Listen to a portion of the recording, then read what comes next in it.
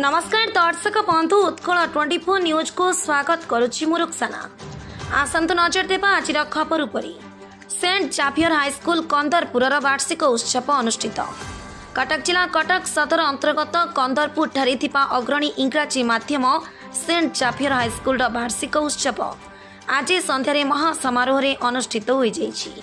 एही उपलक्षे school principal professor Khaliquzzaman Khan को पौरोहित्य आयोजित उत्सव में Utkal university registrar doctor Kanhu Charan Dhir, Odisha उच्च न्यायालय AGA Tapan Kumar Das, saint Xavier schools and research centre chairman Haryakshya Parida, school मुख्य परामर्शदाता इंजीनियर उमेश चंद्र जेना, प्रतिष्ठाता संपादक नरेश चंद्र जेना, परिचालना निर्देशिका बैजयंती जेना प्रमुख अतिथि भाव जोगदी शिक्षायतन और शिक्षकों उपरे आलोकपात करने सहित स्कूल शैक्षिक वातावरण को नहीं भूयसी प्रशंसा करथिले।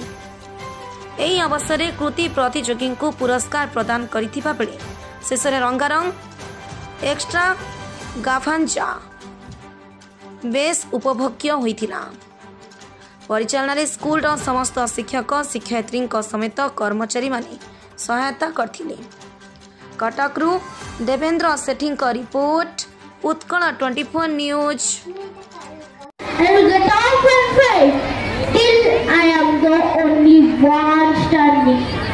आप खुद पे भरोसा रखेंगे तो आपको बेहतर मिलेगा। पर मैं पूरे गर्व के साथ कह सकती हूँ, मैं पूरे विश्वास के साथ कह रही हूँ, आप एक बार महामारी के ऊपर भरोसा कर लेंगे तो आपको बेहतर नहीं बेहतरीन देगी, और ऐसा बेहतरीन देगी कि किसी। Jayanti Jena, managing director of saint Xavier high school Kandarpur. हमार 13th एक्स्ट्रा वैगेंजा सेरेमनी 2013 रो आम स्कूल रो स्टार्टिंग हेतिला। तो प्रति वर्ष पिला मानू को आम एनुअल फंक्शन रे गोटे बिग प्लेटफॉर्म दे थाउ। सेतरे से मानकर विभिन्न प्रकार स्किल देखै थांती, ता सहित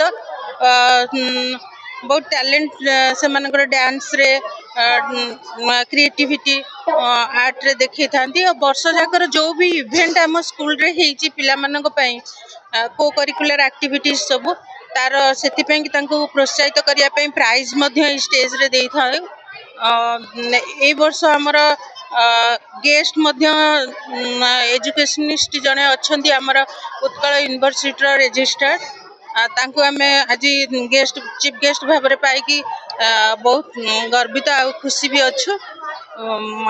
आई आमे माने आशा करूँ समस्त एमती कोऑपरेशन रहिले आमे आगु को बहुत उन्नति करिबो स्कूल। सदर रे तो वर्तमान 1 नंबर रे आम स्कूल अच्छी।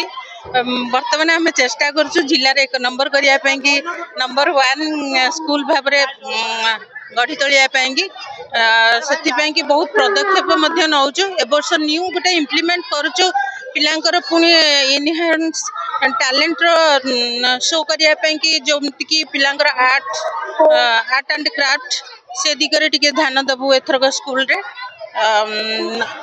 विभिन्न प्रकार पदक्षेप नापी कि वर्ष सारा आम पिला अनवरत भाव में आमर प्रयास जारी रखी। Thank you. Kumar Das, AGA Odisha high court Odisha सरकार।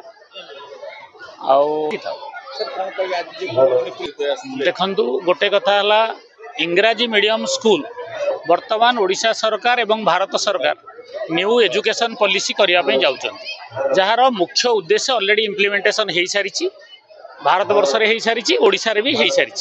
तेणु से आधार रे मातृभाषा भित्तिक हम किंतु इंग्राजी आवश्यकता ये रही जे इंग्राजी मीडियम रे पिला पढ़िले आमर संस्कृति आमर विचार भारत बाहर विश्व रे अन्य मानक कहुई पार से यार आवश्यकता निश्चित भाव में अच्छी। एठी जो ढंग से पालन करा जाउछि एठी सबु मूल में जो कथा कही गोटे अनुष्ठान जितेबाला यशस्वी हम प्रभावी हम से पिला माने आसबे। एठी 400 पिला पाठ पढ़ुचंती। निश्चित भाव में गार्डियन मान आखिरे पाठी भल पाठ पढ़ा होउची सेया को आखि आगे रखी आज 400 पिला एठी पढ़ी पारि बर्तमान जेहेतु एनईपी आगो को हवा को जाउची सीबीएसई एग्जाम पाई बेसिकली पिला माने कॉन्सेप्चुअल क्लैरिटी दरकार whether they are reading in English or in Odia. Conceptual clarity is essentially required. They should know what exactly the concept is, what the meaning of the particular word or particular problem is.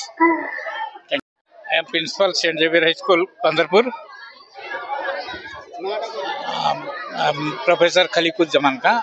I have been working here since 2013. I am really proud that this school could be able to reach such a position that nobody could compete with us, and this is only one English medium school in this locality which could provide all kinds of facilities to our little children, and we are creating a place or platform for our little children to grow in a fair way. Thank you.